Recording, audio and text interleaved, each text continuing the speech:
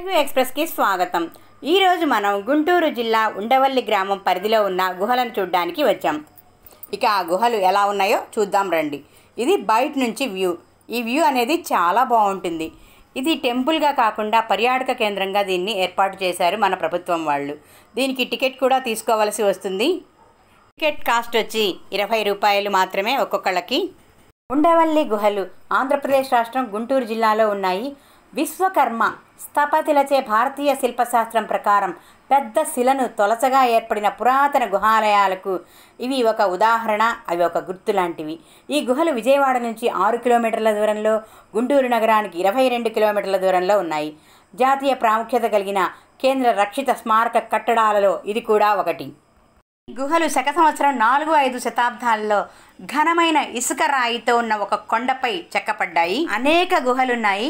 4 అంతస్తులు కలిగిన గుహలు మొత్తం ఉన్నాయి. ఇక్కడ 1వ అంతస్తు లోపల కొన్ని శిల్పాలు గోడకి చెక్కపడి ఉన్నాయి. అలాగే 2వ అంతస్తులో, 3వ అంతస్తులో, 4వ అంతస్తులో కూడా ఉన్నాయి. కానీ ప్రధాన గుహ వాస్తుశిల్పానికి తొలి ఉదాహరణలలో ఒకటిగా చెప్పుకోవచ్చు. ఈ గుహలు ఆనవాలు జైన నివాస ఆకారంలో ఉన్నాయి. ఈ గుహల్లో మొదటి అంతస్తు నివాసం ఇప్పటికీ జైన శైలిని కలిగిన విహార జైన సన్యాసులను ప్రదర్శిస్తూ తీర్థంకరుడు శిల్పాలను కలిగి ఉంటుంది.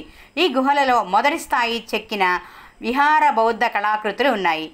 పురాతన కాలంలో ఈ గుహల ప్రదేశం భిక్ష సన్యాసుల నిలయానికి సముదాయంగా ఉన్నట్లు తెలుస్తుంది. గుహల గోడలపై చెక్కిన శిల్పాలు నైపుణ్యం కలిగిన హస్త కళాకారులు చెక్కినట్లు మనకి అర్థమవుతుంది. ఈ ఉండవల్లి గుహల్లోకి వెళ్ళాలి అంటే కొంచెం చిన్నవాళ్ళైతే ఈజీగా వెళ్ళగలుగుతారు. కొంచెం పెద్దవాళ్ళు వెళ్ళాలంటే కొంచెం జాగ్రత్తగా వెళ్ళాలి. ఎందుకంటే మెట్లు ఎలా అంటే అలా ఉన్నాయి, వరుసగా ఉండవు. కాబట్టి ఇప్పుడు మనం 2వ అంతస్తుకు వచ్చాము. ఇక్కడే అనంత పద్మనాభ స్వామి వారు కూడా నెలకొని ఉంటారు. ఇక్కడ గుహలు. కానీ అనంత పద్మనాభ స్వామి వారు కేరళలో ఎలా పడుకొని ఉంటారో అలాగే మనం ఆ స్వామివారిని ఇక్కడ దర్శించుకోవచ్చు. స్వామివారి విగ్రహం అయితే చాలా బాగుంటుంది. అది కూడా మనం ఇప్పుడు చూద్దాం. అలాగే ఇక్కడ ఉన్న శిల్పాలని మనం చూద్దాం. ఇది తూర్పు ముఖ భాగంలో 29 మీటర్ల పొడవు, 16 మీటర్ల వెడల్పు కలిగిన 4 అంతస్తుల గుహాలయం అన్నమాట. ఇది ప్రతి అంతస్తులో చాలా వైవిధ్యం కనపడుతుంది మనకి. కింద అంతస్తును మాత్రం అసంపూర్తిగా ఉన్న తక్కువ స్తంభాలు కలిగి పెద్దదిగా ఉంటుంది. ఇది 8 స్తంభాలు, ముఖ భాగంలో 7 తలుపులను కలిగి ఉంటుంది. మొదటి అంతస్తు వెనక భాగంలో 3 మందిరాల సముదాయ నిర్మాణంలో మొదట ప్రతి ఒక్క మందిరము 3 స్తంభాల హాలు కలిగి ఉంటుంది. ఇవి త్రిమూర్తులు బ్రహ్మ, విష్ణు, మహేశ్వర్లకు అంకితం చేయబడినవి అన్నమాట. ఇవి ఈ గోడలపై మనం అనేక శిల్పాలను చూస్తూ ఉన్నాం కదా. ఇవన్నీ వైష్ణవ దేవతలను సూచిస్తాయి. 2వ అంతస్తుల స్తంభాలు దీర్ఘచతురస్రాకార మందిరంలో సర్పం మీద విష్ణు ఆకారంలో ఉన్న విగ్రహం కూడా మనం గమనించవచ్చు. ఈ ఉండవల్లి గుహలన్నిటికీ కూడా సెంటర్ ఆఫ్ అట్రాక్షన్ 5 మీటర్ల పొడవైన అనంత పద్మనాభ స్వామి విగ్రహం. ఈ విగ్రహం చాలా బాగుంటుంది. ఎంతసేపు చూసినా చూస్తూ ఉందాం అనిపించే విధంగా ఉంటుంది. అనంత పద్మనాభ స్వామి వారు ఇక్కడ పడుకొని ఉంటారు. పైన కూడా స్వామివారి చుట్టూ చాలా విగ్రహాలను మనం గమనించవచ్చు. బ్రహ్మదేవుడి విగ్రహం కూడా మీకు కనపడుతోంది. అనంత పద్మనాభ స్వామి నాభిలో నుంచి బ్రహ్మదేవుడు ఉద్భవించినట్టుగా ఇక్కడ శిల్పాలను చెక్కారు. మనం అది కూడా గమనించవచ్చు. ఇక్కడ ఆంజనేయ స్వామి విగ్రహాన్ని కూడా మనం గమనించవచ్చు. ఈ 4 అంతస్తుల్లో మొదటి అంతస్తుల్లో ఋషులు, సింహాలు వగైరాలున్నాయి. నరసింహస్వామి, విఘ్నేశ్వరుడు, దత్తాత్రేయుడు, ఇంకా కొన్ని విగ్రహాలు గోడలకు చెక్కి ఉన్నాయి. స్తంభాల మీద కూడా కొన్ని శిల్పాలు ఉన్నాయి. 2వ అంతస్తులో శయనించి ఉన్న అనంత పద్మనాభ స్వామి విగ్రహం మీరు అందరం చూసాము. గర్భాలయ ద్వారానికి జయా విజయ విగ్రహాలు కూడా ఉంటాయి. ఇక 3వ అంతస్తులో పూర్తిగా నిర్మింపబడని త్రికూట ఆలయం కూడా ఉంది. ఇందులో ఎలాంటి విగ్రహాలు లేవు. ఈ గుహాలయం నుంచి కొండవీటి కోటకు, మంగళగిరి కొండకు, విజయవాడ కనకదుర్గ అమ్మవారి ఆలయానికి రహస్య మార్గాలు ఉన్నాయి అని చెబుతూ ఉంటారు. కాలంలో ఈ మార్గాల ద్వారా రాజులు శత్రువులకు తెలియకుండా తమ సైన్యాన్ని తరలించేవారట. ప్రస్తుతం ఇప్పుడున్న సొరంగ మార్గాలన్నీ కూడా మూతపడి పూడిపోయి ఉన్నాయి. ఇక్కడ మనకి కనిపిస్తున్న విగ్రహాలన్నీ ఆళ్వార్ల విగ్రహాలు.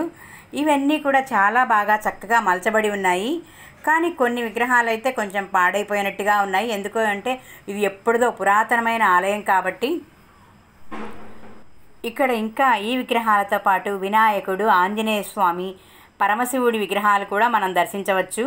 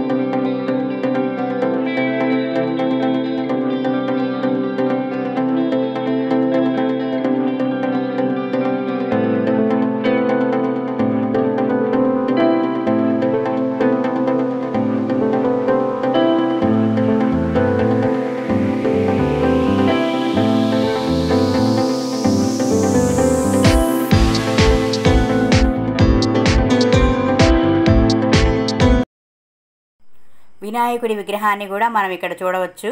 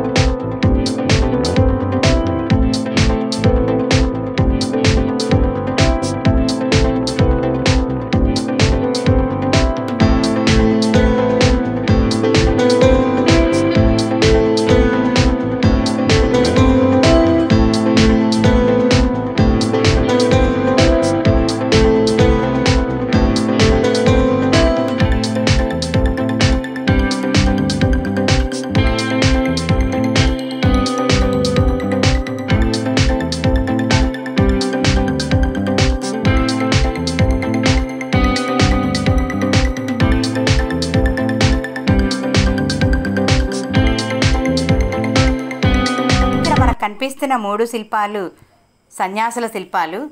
ఆ కాలంలో జైనులు బౌద్ధ సన్యాసుల తర్వాత వీటిని విశ్రాంతి గృహాలుగా ఉపయోగించారు. ఈ గుహల చుట్టూ పచ్చని గ్రామీణ ప్రాంతాలున్నాయి. ఈ పురాతన గుహాలయాలు అనేక చక్కటి నమూనాలను కృష్ణానదికి ఎదురుగా ఉన్న ఎత్తైన కొండపై నుండి చూడవచ్చనమాట. ఇక్కడ పర్యావరణం కూడా చాలా ఆహ్లాదకరంగా ప్రశాంతంగా ఉంటుంది. కాబట్టి ఈసారి మీరు కూడా ఉండవల్లి గుహలను చూడండి. ఈ వీడియో నచ్చితే లైక్ చేయండి. మన తెలుగు ఎక్స్ప్రెస్ ఛానల్ని కొత్తగా చూస్తున్నట్లయితే సబ్స్క్రైబ్ చేయకపోతే సబ్స్క్రైబ్ చేయడం మాత్రం మర్చిపోవద్దు. Thank you.